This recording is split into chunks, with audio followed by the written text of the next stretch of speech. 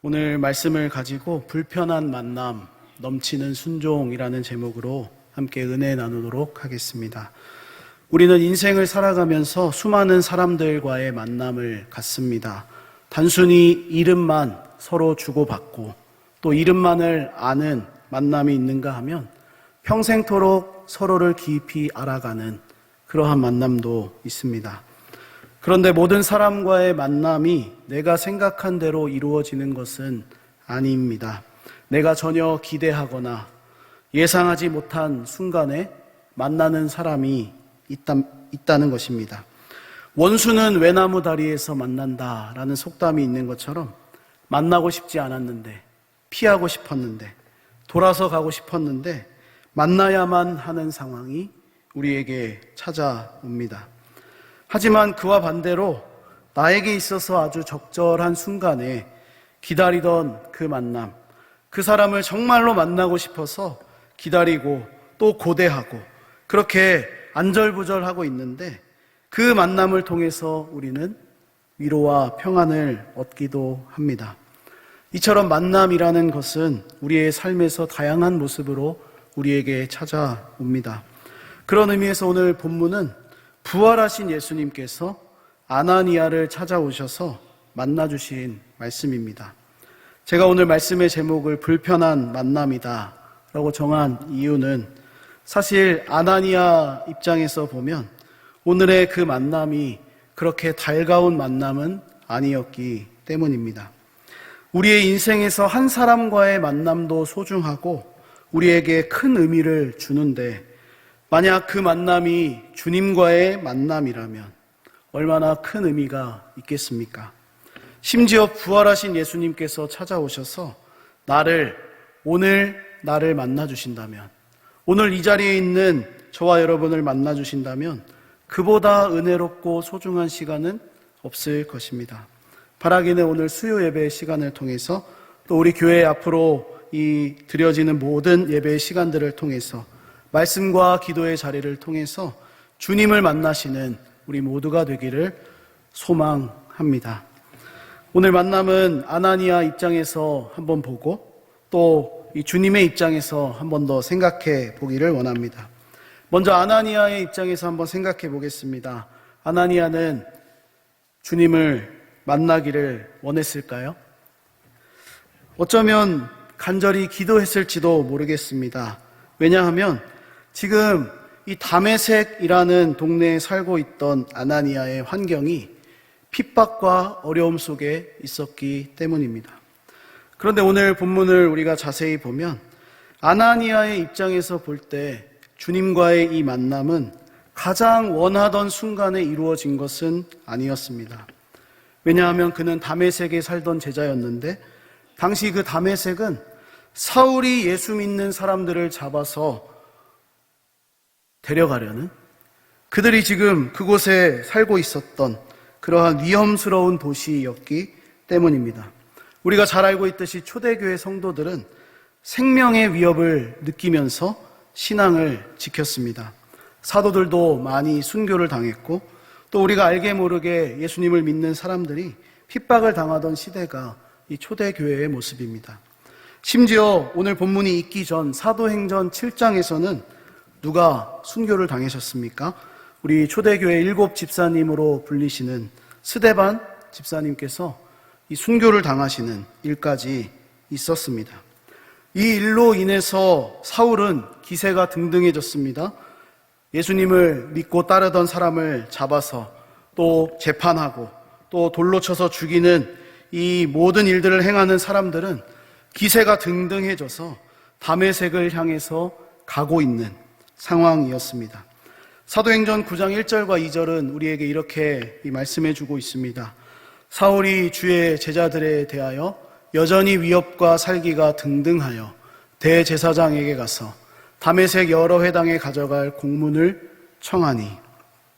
그러므로 아나니아 입장을 한번 생각해 보면 지금 사울이 다메섹으로 자신과 성도들을 잡으러 오고 있다라는 소식을 들었습니다. 그때 어떻게 해야 되겠습니까? 주님을 바라보면서 간절히 기도하면서 어떻게 하면 이 어려움을 극복할 수 있을까? 어떻게 하면 내가 주님을 배반하지 않고 믿음을 지킬 수 있을까 하며 고민했을 것입니다.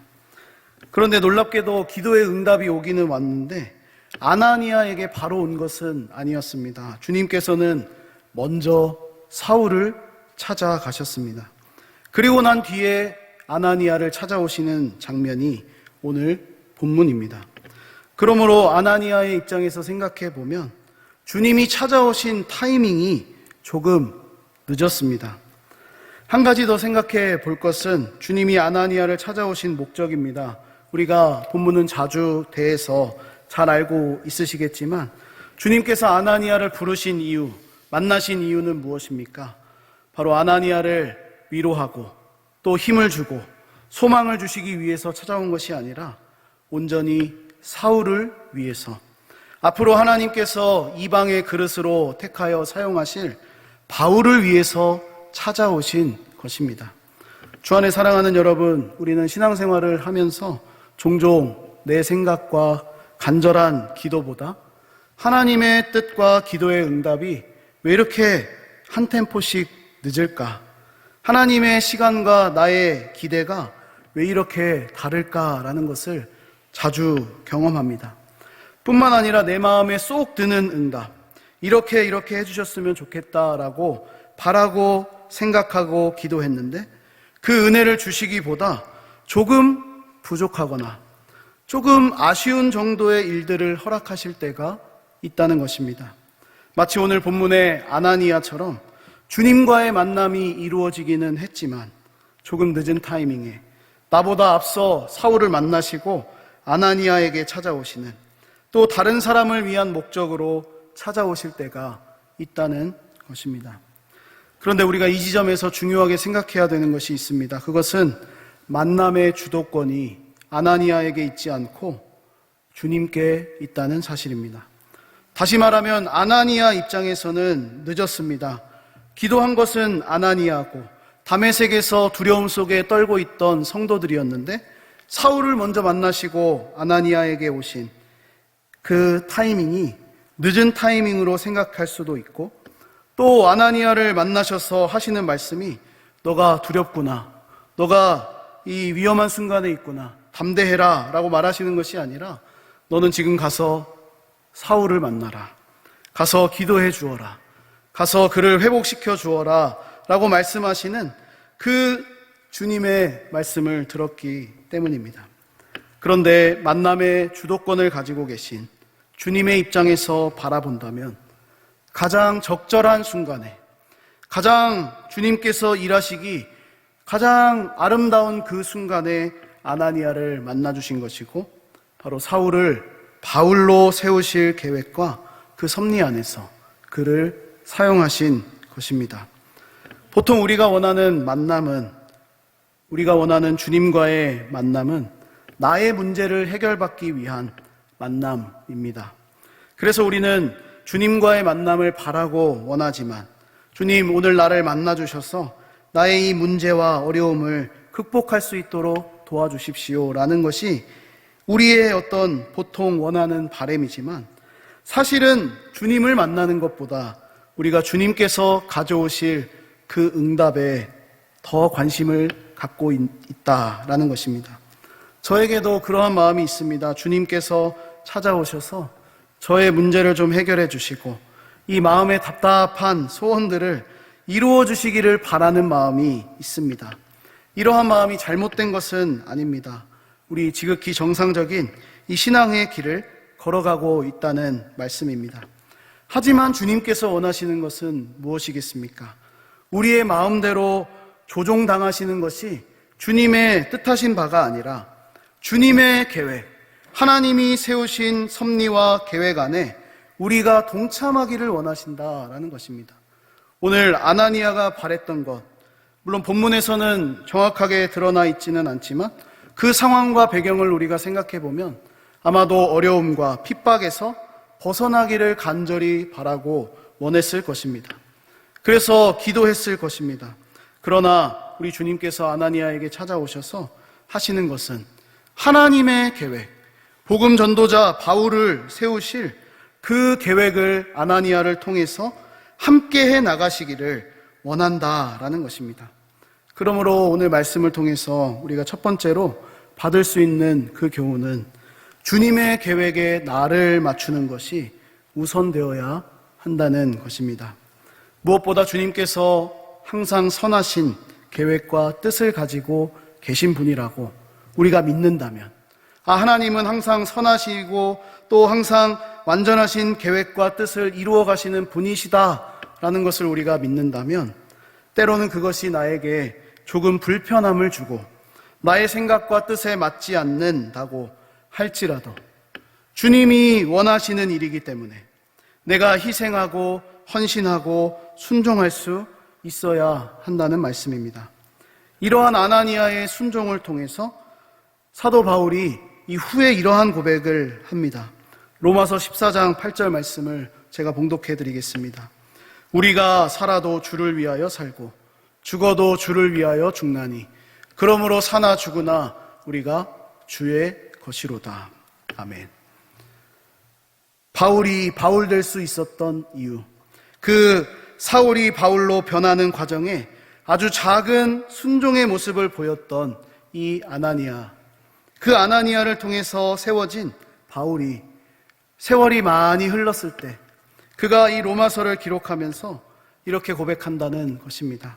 살아도 주를 위해서 살고 죽어도 주를 위해서 죽는다. 나는 주의 것이다 라는 것입니다. 주님의 뜻이라면 나의 생각과 뜻에 맞지 않는다고 할지라도 순종하는 우리 모두가 되기를 다시 한번 주님의 이름으로 간절히 소망합니다. 아나니아의 주인 되신 주님께서 오늘 찾아오셔서 명령하십니다.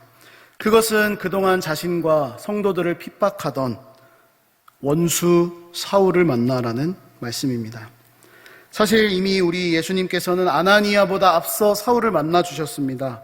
그런데 여기서 우리가 주목해 볼 것은 예수님께서 다메섹 도상에서 사울을 만나셨을 때 충분히 하실 수 있었던 일, 그러니까 부활하신 예수님께서 사울을 만나셔서 그의 눈을 멀게 하시고 다시 그를 회복시키시고 또 바울로 바꾸어 주실 이 모든 일들을 하실 수 있었음에도 불구하고 아나니아에게 맡기고 계신다라는 점입니다.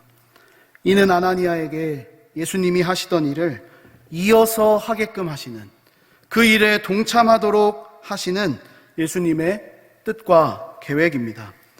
그런데 문제가 있습니다. 그것은 참으로 순종하기 어려운 일이었습니다. 오늘 본문 13절과 14절 말씀을 보면 아나니아가 이렇게 대답합니다. 주여, 이 사람에 대하여 내가 여러 사람에게 듣사온즉 그가 예루살렘에서 주의 성도에게 적지 않은 해를 끼쳤다 하더니 여기서도 주의 이름을 부르는 모든 사람을 결박할 권한을 대제사장들에게 받았나이다 하거늘. 아멘.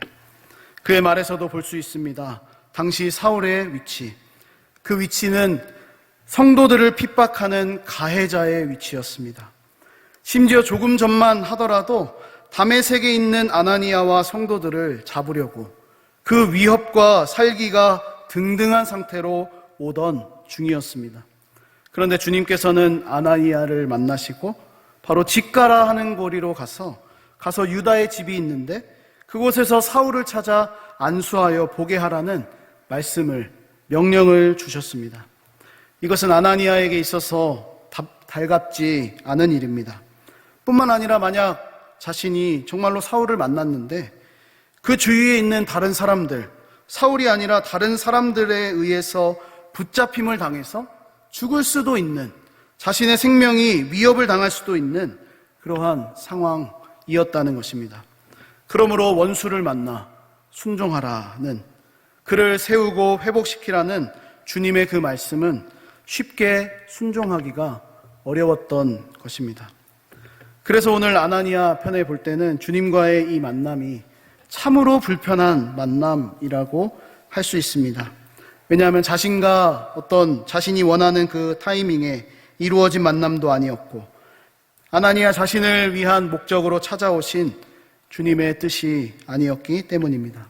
심지어 앞으로 이루어질 아나니아와 사울의 그 만남은 정말로 이 원수들끼리 만나야 하는 불편한 만남입니다. 하지만 아나니아가 꼭 기억해야 하는 것이 있었습니다. 그것은 아나니아의 주인 되신 예수님의 뜻이라는 것입니다. 더 나아가서 이미 예수님께서 판을 다 짜놓으시고 내가 이미 다 사울에게 일러두었다. 그러니까 너는 찾아가서 기도해주고 세워주고 회복시켜 주어라. 그에게 일을 맡기셨다라는 것입니다. 우리 구주 예수님께서는 이와 같은 방법을 주로 사용하십니다. 특별히 주님의 제자들에게, 주의 백성들에게 당신께서 하시고자 하시는 일들을 맡기십니다. 우리 대표적으로 한 가지만 보면 마태복음 28장에서 예수님께서 제자들과 성도들에게 맡기신 말씀이 무엇인지 우리 소개해주고 있습니다. 마지막 이 마태복음 28장 19절과 20절 말씀을 우리 함께 보도록 하겠습니다. 시작. 그러므로 너희는 가서 모든 민족을 제자로 삼아 아버지와 아들과 성령의 이름으로 세례를 베풀고 내가 너희에게 분부한 모든 것을 가르쳐 지키게 하라. 볼지어다 내가 세상 끝날까지 너희와 항상 함께 있으리라 하시니라. 아멘. 그러므로 오늘 말씀을 통해서 우리가 두 번째로 받을 수 있는 교훈은 우리에게 맡기신 주님의 명령, 뜻이 무엇인지를 깨닫고 순종해야 한다는 것입니다.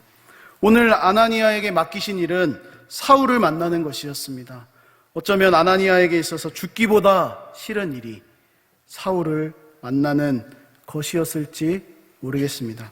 아니 만약 저였다면 정말로 만나기 싫었을 것 같습니다.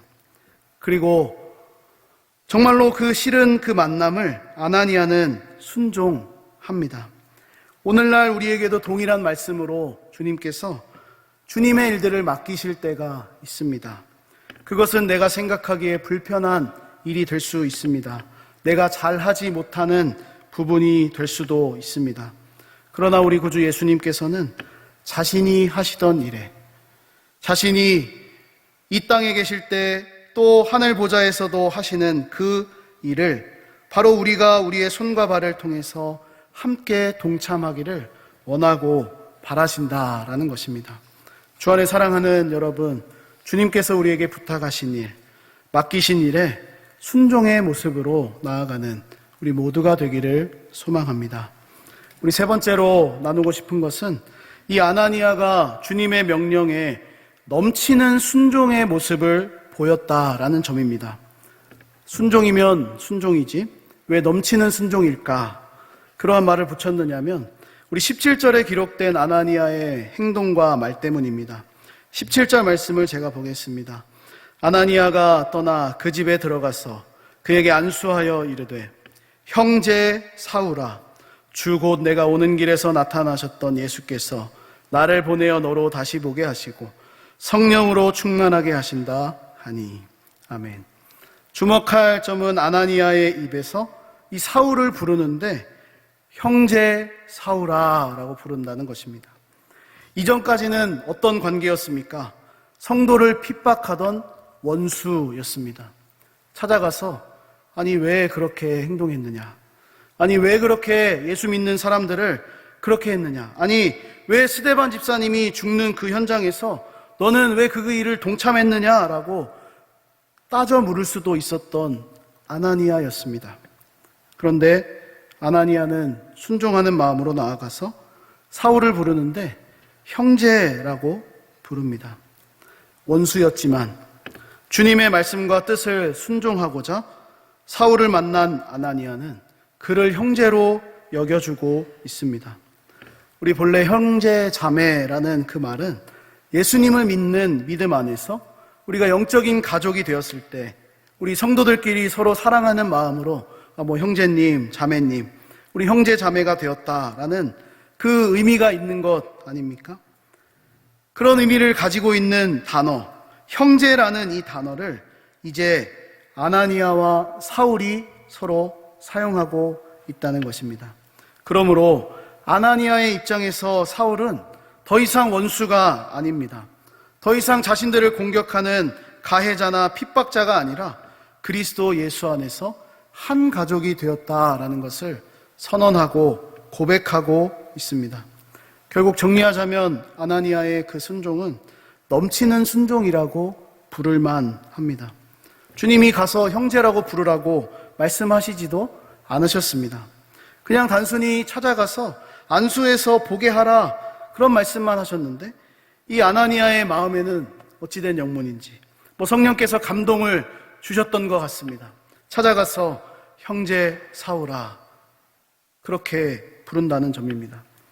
우리 구주 예수님께서 이 땅에 계실 때 주로 친구로 삼으셨던 것이 세리와 죄인들이었습니다.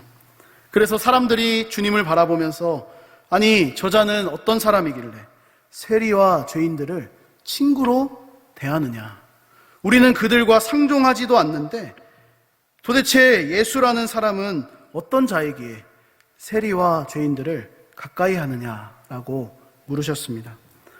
우리 주님께서는 아무도 가까이 하지 않으려는 죄인들을 품어주셨고 형제로 자매로 삼아주셨습니다. 저는 아나니아의 이 모습 그리고 예수님의 이 모습이 많이 닮아 있다고 생각합니다.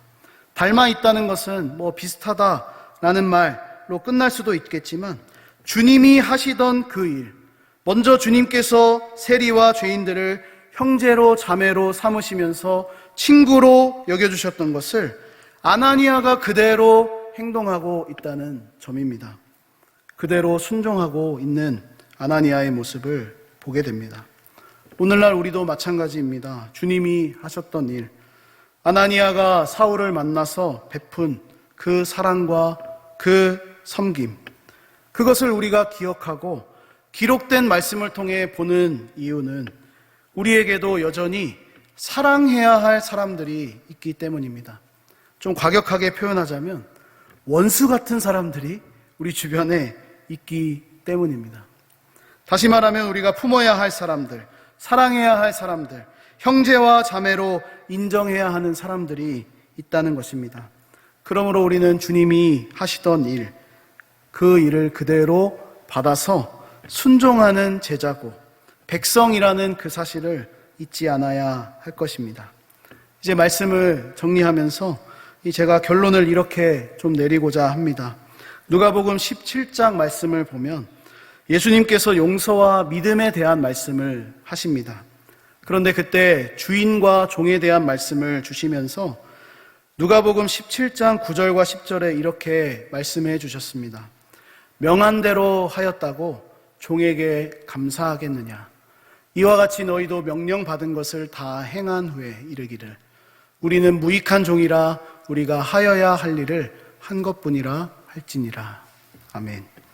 구원의 큰 은혜를 받은 성도라면 우리 주님께서 우리에게 베풀어 주신 순종의 모습을 받고 깨달은 이 성도라면 마땅히 고백할 수 있는 말이라고 생각합니다.